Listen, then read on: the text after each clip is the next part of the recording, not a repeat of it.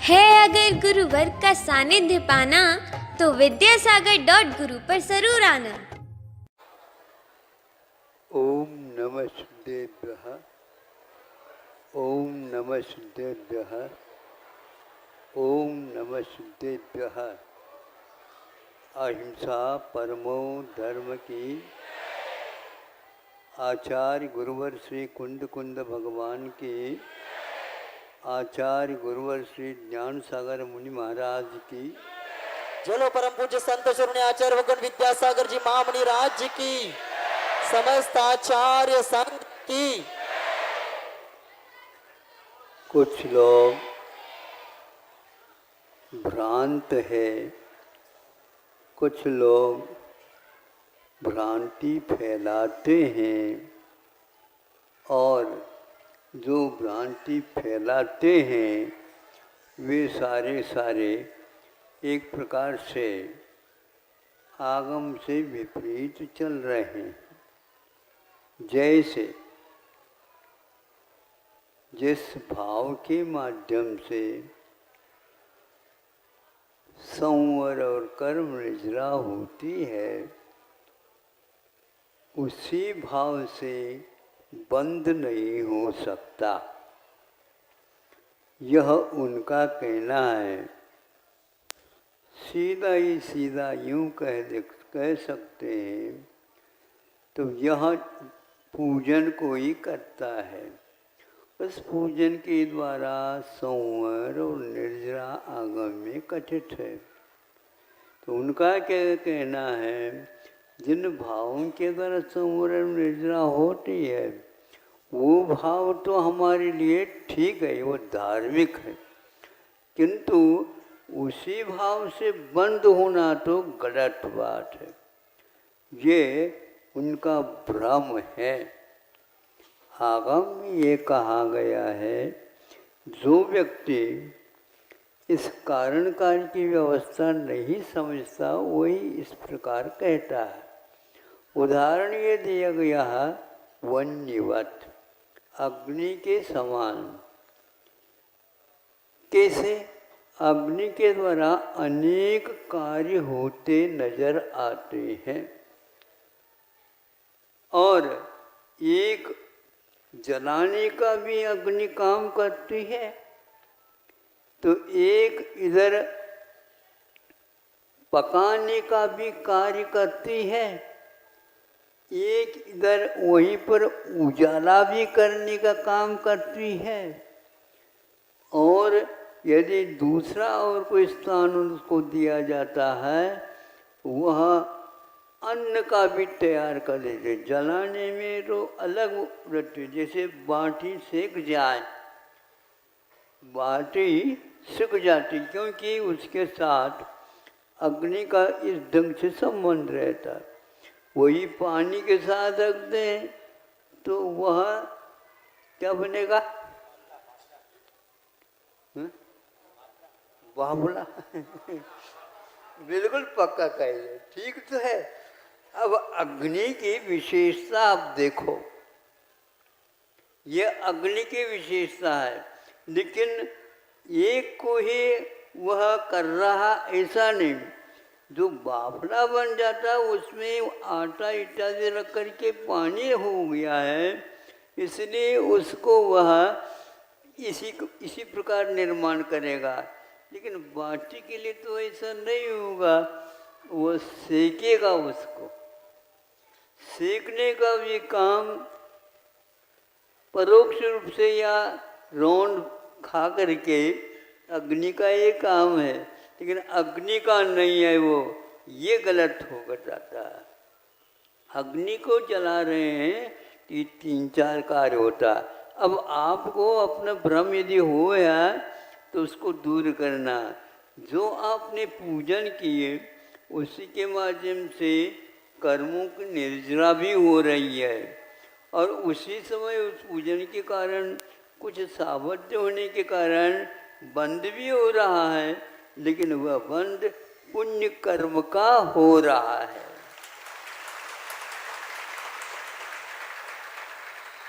आ गए ना समझ में? आप लोगों की तालियों के द्वारा हम समझ लेते हैं कि आपको ये बात समझ में आ गई।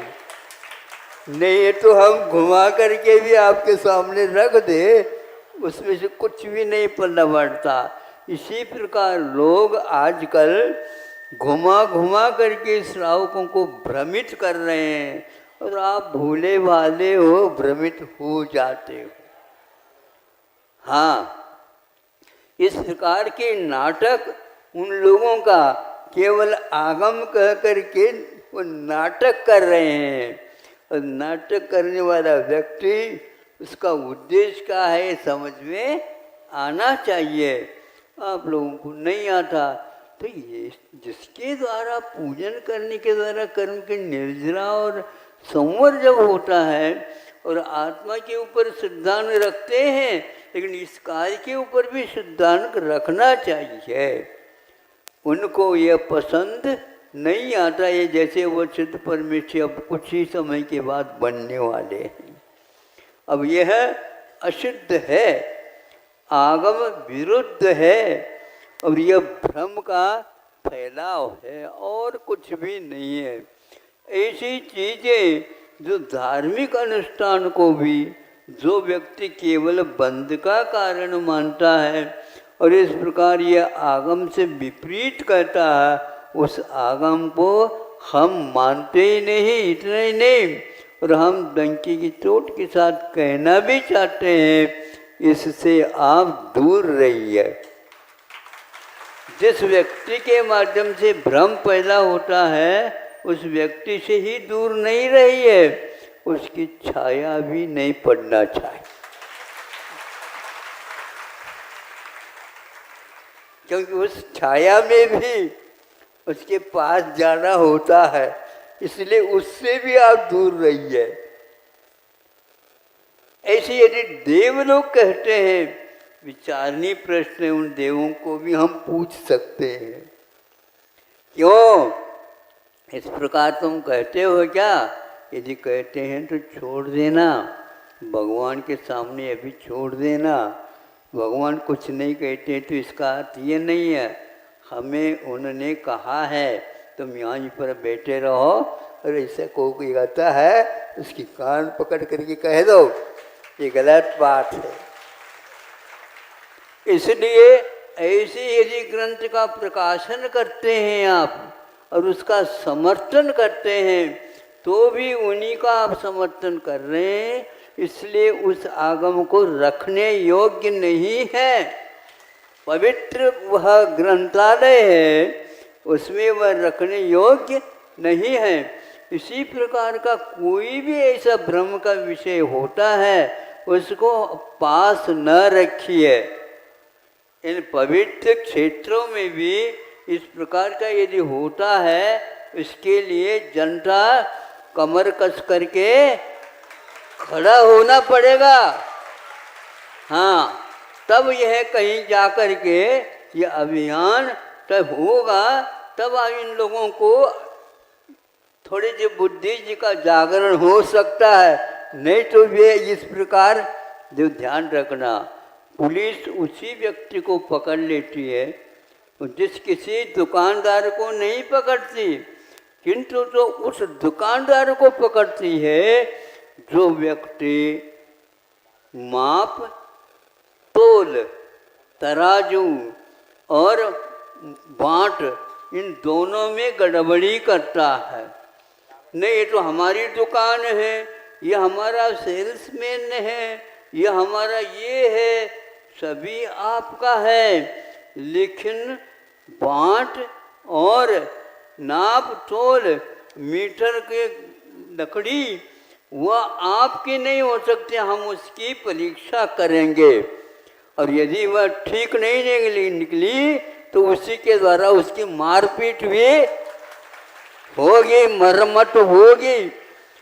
ऐसा नहीं, भक्त को तो एक प्रकार से इन सब चीज़ों से दूर होना है। और आप लोगों को आज इसलिए कह रहा हूँ, इस प्रकार की फैलाव बहुत जोर से चालू होने वाली है, उसके लिए आप तैयार हो जाइए। यहाँ के इस इलाके में इसका जोर ज़्यादा है, क्योंकि यहाँ पर हम आ नहीं पाए। हाँ, लेकिन आपको चाहिए था तो महाराज इस प्रकार यहाँ पर दुकान खुली हुई है, आप अपनी दुकान को पहले अच्छे ढंग से समझ लो, और इसका समर्थन कभी भी नहीं करेंगे जिंदगी में। उनको भी सरासर आप कह सकते हैं, क्योंकि आपका दुकान का माल विश्वास का योग्य नहीं रहा। आपके कारण हमारी है बाजार में जो दुकान है उनको भी नीचे देखना पड़ रहा है, इसलिए आप इस प्रकार का माल नहीं रख सकते और मिश्रित नहीं कर सकते, जिसके द्वारा समाज में एक प्रकार से क्षोभ उत्पन्न हो जाए। ऐसी बीमारी फैलाने वाला कोई व्यक्ति आता है तो पुलिस उसको क्या करेगी? हैं? बिना पूछे पिटाई करेगी, पिटाई करेगी, कहाँ ये पता तक नहीं लगेगा। ध्यान रखना, कोई जमानत नहीं, क्योंकि जिसके पीछे सारी जनता हैरान है। हाँ, इसलिए कोई इस प्रकार का काम करता है तो अब वह चलेगा नहीं। हमने इन लोगों को, सब लोगों को कह रखा है कि आप इसमें किसी प्रकार से गरीबी नहीं अपनाओ। हाँ, इससे जो है हानि होती है। जो व्यक्ति इस प्रकार के बारे में कुछ कहता नहीं तो उसको कुछ न कुछ तो मिलता होगा, क्या तो डर है उसको।